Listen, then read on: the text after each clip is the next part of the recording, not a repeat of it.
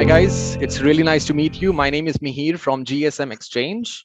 Can you please introduce yourself and your companies, please?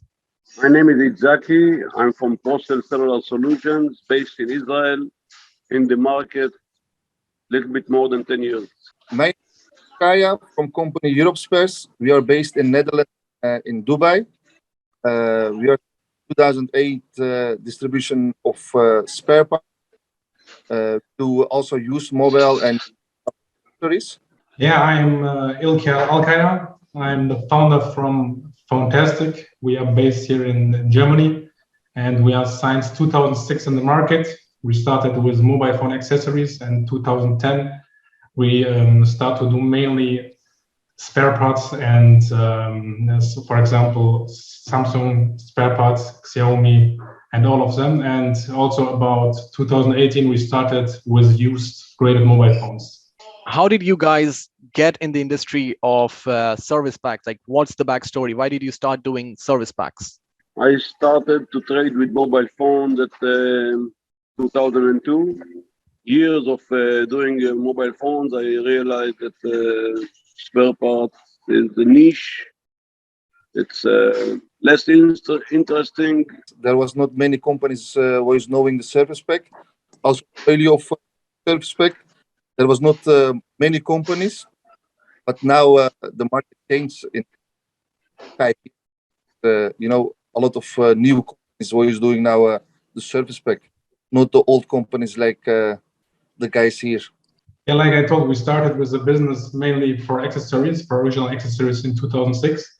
And our main business was to deliver to the shopkeepers.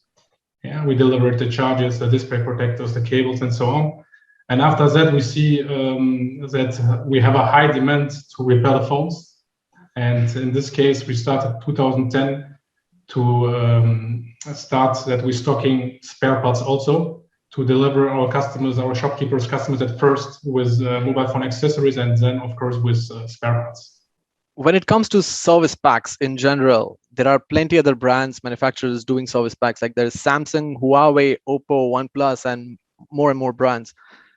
How is Samsung service pack the fastest moving compared to the others?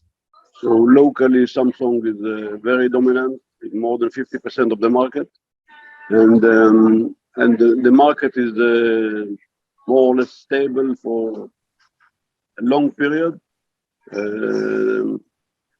and we found it much more interesting than others. Of course, Samsung is much stronger.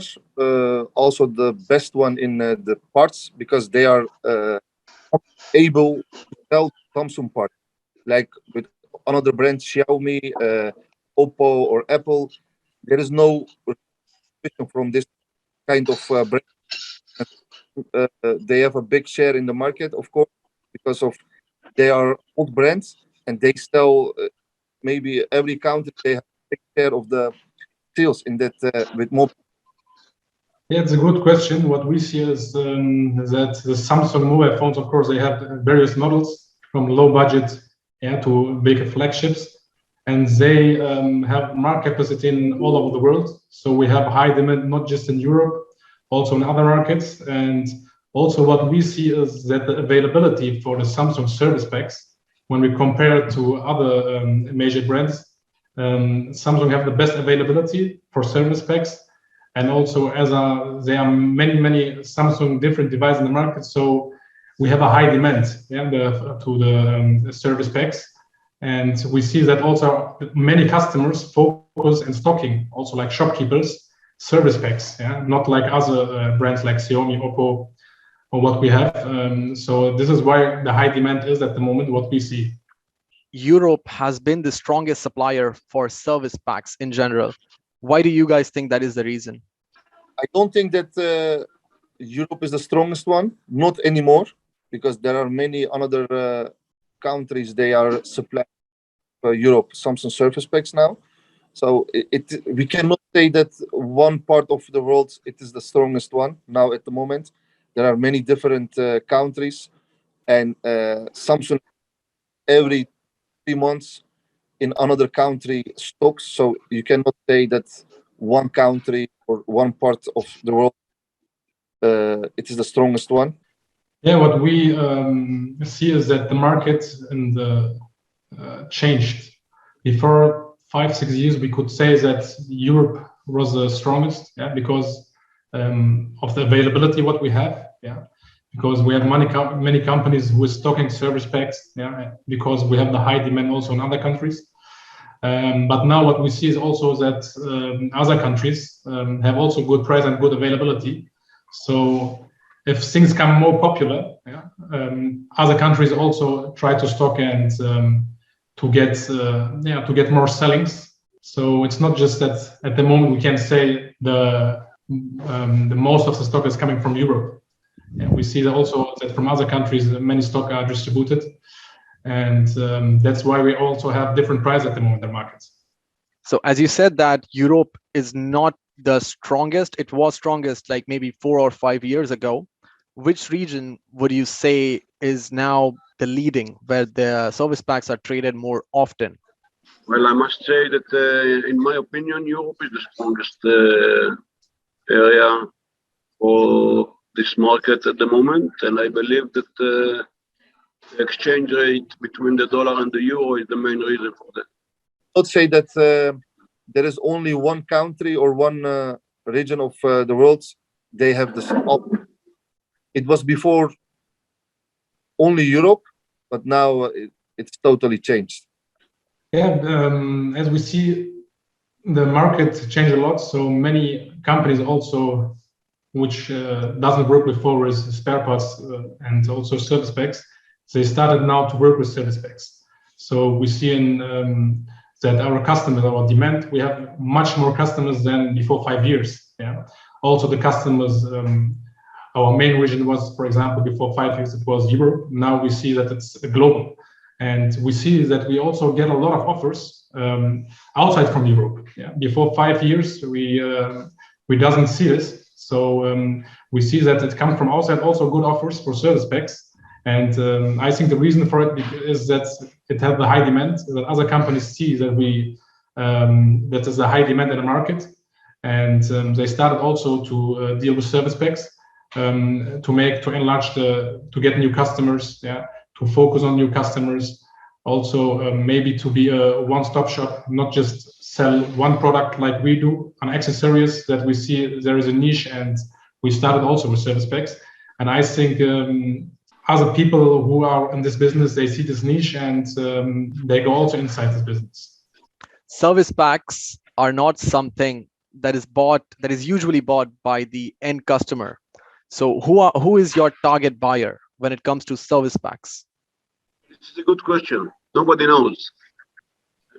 Most of the customers are service centers and, of course, some distributors. Our main focus from our company, it's the wholesalers, so the resellers. We are mainly focused on resellers. So even not on the repair shops, we are more focused on resellers. Yeah, in the end, this is a product which is what we told is a service product. And so we see that this product is moving mainly in the end. This product will be bought by a shopkeeper who's doing repair, we have a repair shop, or who is doing refurbishment. So I think when we, for example, when we as a distributor selling the stock in the market, I think it's changing 4 or 5 hands until it goes to the service, and the phone will have a new display. So I think it's also the reason is that many end customers, for example, can't fix the LCD, yeah, can't repair it, and it's a very expensive product. So nobody will take the risk to repair it, and this is why this product will be always mainly sold in the B2B business. Compared to 2020 and 2021, how has the industry of service packs been so far this year? I can't see a big change from 2021 and 22. Don't think that there is a big change between 2021 and 2022. But when you compare it with 2019, 2018, it is, of course, big change. It is not like before anymore, but it is still good. We are not complaining. So it is still good for us. Yeah, what we see is that And this 1 year, what changed? It's changed that in this market, who's dealing with service packs, the winner will be always who has stock. And we see that our stock from Samsung service packs, is from 2020 and 2021. We have 2021 more service packs physically in stock than before. And this has the reason because we as a stockholder, we can just sell what we have in stock. And in service pack business, you are the winner when you have stock.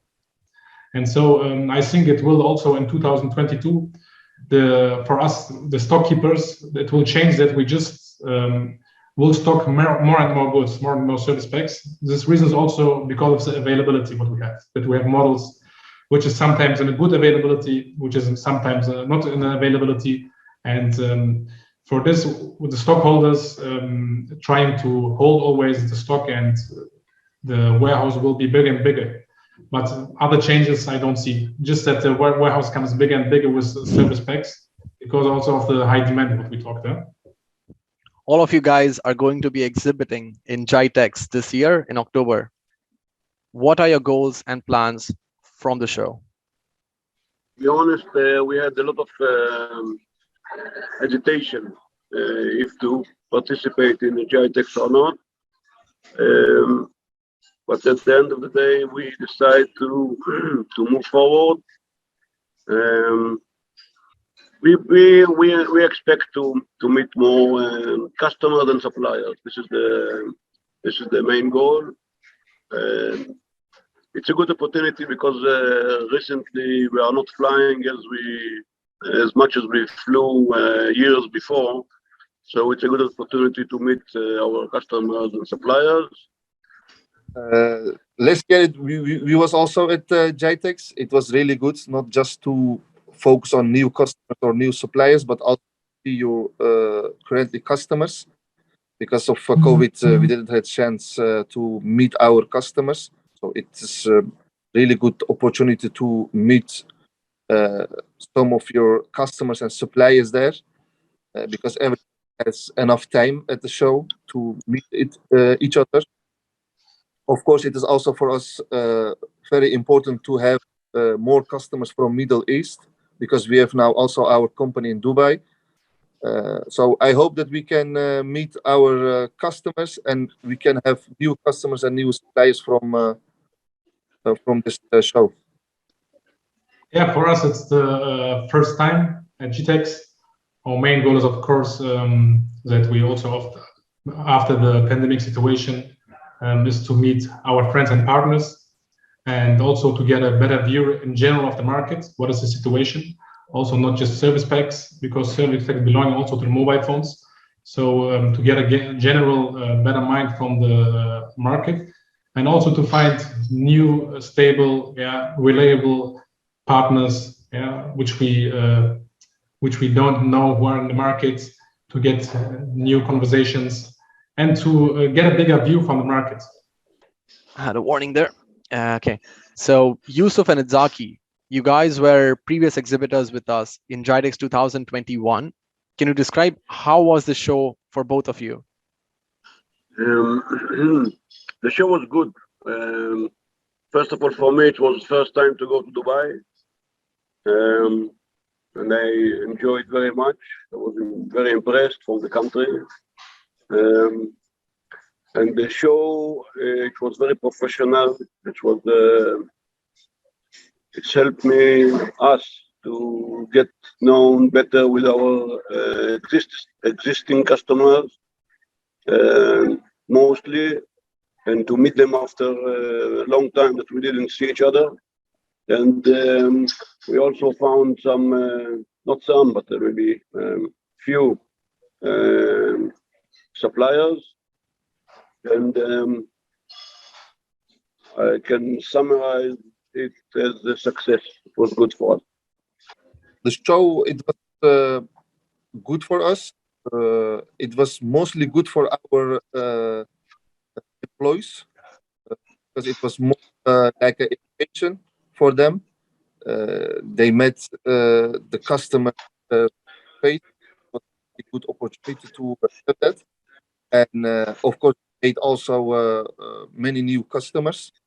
not suppliers, but it was more customers.